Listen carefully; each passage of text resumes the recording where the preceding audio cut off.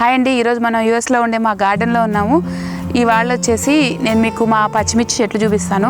మనకి జనరల్గా ఏంటంటే ఫ్లవరింగ్ స్టేజ్లో ఉన్నప్పుడు వచ్చిన పూతంతా 100% కాయలుగా మారదు. అంటే దాదాపుగా ఒక 60% మారితే మిగతా 40% అనేది రాలిపోవడం జరుగుతూ ఉంటుంది. సో అలా కాకుండా వీలైనంత వరకు వచ్చిన పూతని ఎలాగ కాయగా మార్చుకోవచ్చు అనేదానికి మనం సింపుల్గా మన వంటింట్లో ఉండే మజ్జిగ, కొబ్బరి ఇలాంటి వాటిని యూజ్ చేసి ఒక చిన్న పోషక లిక్విడ్ని తయారు చేయొచ్చు. సో దీన్ని స్ప్రే చేయడం వల్ల ఏంటంటే పూత అనేది బాగా నిలబడుతుంది, పిందెలు బాగా వస్తాయి, కాయల క్వాలిటీ కూడా చాలా బాగుంటుంది. సో అది ఎలా చేసుకోవాలనేది ఇవాళ వీడియోలో చూపిస్తాను. This is Shilpa, welcome to our channel back to farming. ఈ లిక్విడ్ చేసుకోవడానికి మనకు కావాల్సింది వచ్చేసి పుల్లటి మజ్జిగ అండి. అంటే మజ్జిగను తీసుకొని ఒక 3 days బాగా పులవ పెడితే ఇలాగ తయారవుతుంది. సో ఇది 1 గ్లాసు.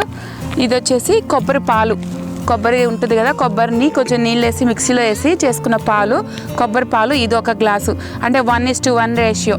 ఈ రెండింటిని తీసుకొని తర్వాత వీటిని వాటర్లో డైల్యూట్ చేసి 1:10 రేషియోలో ప్లాంట్స్కి, అన్ని ఫ్లవరింగ్ ప్లాంట్స్కి, అంటే అన్ని కూరగాయ మొక్కలకి ఫ్లవరింగ్ స్టేజ్లో ఉన్నప్పుడు స్ప్రే చేస్తే పూత అనేది రాలకుండా ఉంటుంది. అంతేకాకుండా దీంతోపాటు ఒక్కోసారి ఏంటంటే ఇలాగా మీరు ఇక్కడ చూడండి, కాయలు అనేవి కొంచెం ఎల్లోగా మారిపోతున్నాయి కదా, సో ఇది కూడా కంట్రోల్ అవుతుంది. అండ్ మజ్జిగ అనేది మనకి పోషకంగానే కాకుండా ఒక ఫంగిసైడ్గా కూడా వర్క్ అవుతుంది. పచ్చిమిర్చిలో మనకి ఎక్కువగా వచ్చే ప్రాబ్లం ఏంటంటే లీఫ్ కర్ల్, అంటే ఆకులు ఇలాగా ఫోల్డ్ అవుతుంటాయి కదా, దానికి కూడా ఈ పుల్లటి మజ్జిగ అనేది చాలా బాగా పనిచేస్తుందండి.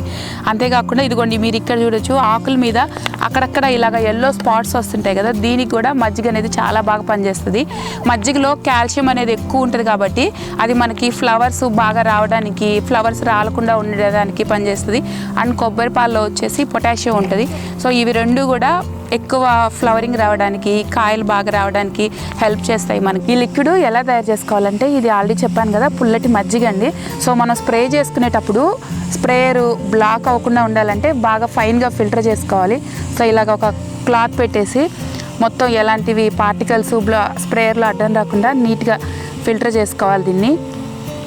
ఇలాగ మొత్తం మజ్జిగ అనేది చాలా మంచి న్యూట్రిషన్ లాగా వర్క్ అవుతుందండి ప్లాంట్స్కి. అంటే దీనికి యాంటీ ఫంగల్ ప్రాపర్టీస్ ఉంటాయి. అంటే చాలా వరకు ప్లాంట్స్కి వచ్చే ఫంగల్ డిసీజెస్ని కంట్రోల్ చేస్తుంది. అండ్ ఫెర్టిలైజర్ కూడా వర్క్ అవుతుంది. సో మల్టీపర్పస్గా పనిచేస్తుంది ఇది. అండ్ కోకోనట్ మిల్క్ వచ్చేసి దానిలో కూడా పోషకాలు అనేవి చాలా ఉంటాయి.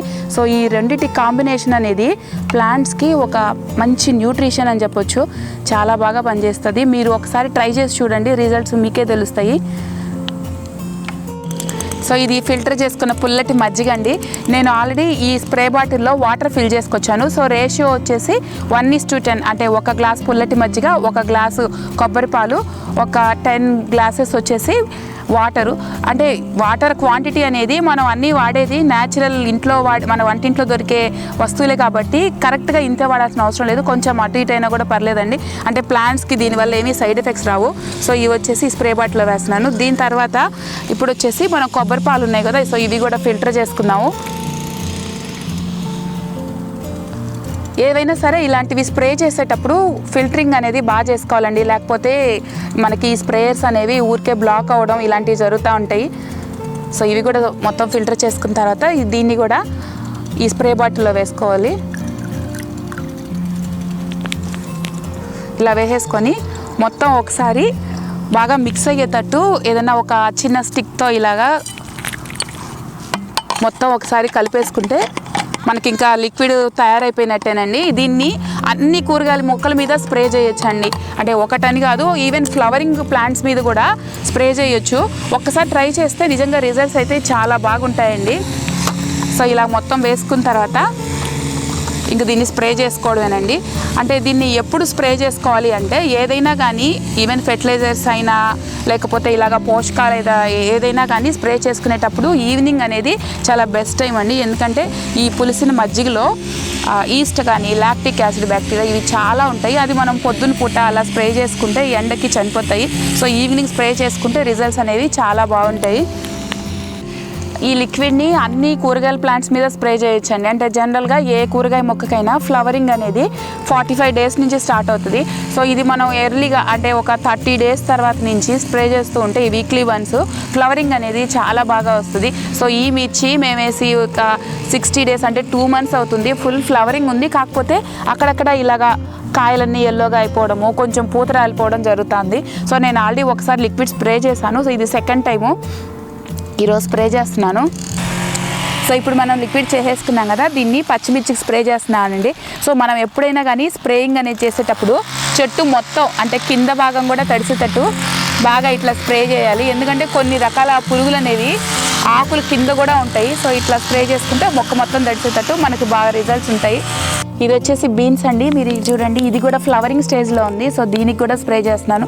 నేను ముందే చెప్పాను కదా, ఇది ఒక మొక్కకని కాదు, ఏ వెజిటేబుల్ ప్లాంట్కైనా ఫ్లవరింగ్ ప్లాంట్కైనా అన్నిటికీ స్ప్రే చేసుకోవచ్చు. సో ఇది టమాటో అండి, టమాటో కూడా ఫ్లవరింగ్ స్టేజ్లో ఉంది. సో లాస్ట్ టైము ఒక 10 డేస్ ముందు ఏమైందంటే ఈ టమాటోస్ ఉన్నాయి కదా, ఈ ఫ్లవర్స్ ఇక్కడ వరకు వచ్చేసిన తర్వాత ఎల్లోగా అయిపోయి రాలిపోతుండేది. సో అప్పుడు ఈ లిక్విడ్ స్ప్రే చేశాను మేము. స్ప్రే చేసిన తర్వాత ఇప్పుడైతే పూత రాలిపోవడం అనేది అది తగ్గిపోయింది చాలా వరకు. ఇదిగోండి మీరు ఇక్కడ చూడొచ్చు, కాయలు కూడా వస్తున్నాయి దీనికి. ఈ వీడియోలో నేను చెప్పాలనుకుంది ఏంటంటే, ఇలాగే మన వంటింట్లో ఉండే ఈ పుల్లటి మజ్జిగ, ఈ కొబ్బరి, వీటిని యూజ్ చేసి ఈ పోషకాన్ని తయారు చేసుకొని ఎవరైనా సరే వాళ్ళు గార్డెనింగ్ చేసుకునే వాళ్ళు ఫ్లవరింగ్ స్టేజ్లో ఉన్నప్పుడు అన్ని మొక్కలకి స్ప్రే చేసుకుంటే రిజల్ట్స్ అయితే చాలా బాగుంటాయి. తప్పకుండా మీరు కూడా మీ గార్డెన్లో ట్రై చేసి చూడండి. రిజల్ట్స్ అనేవి ఎలా ఉన్నాయో నాకు కామెంట్స్లో చెప్పండి. ఈ వీడియో మీకు నచ్చితే లైక్ చేయండి, షేర్ చేయండి, సబ్స్క్రైబ్ చేసుకోండి. Thank you.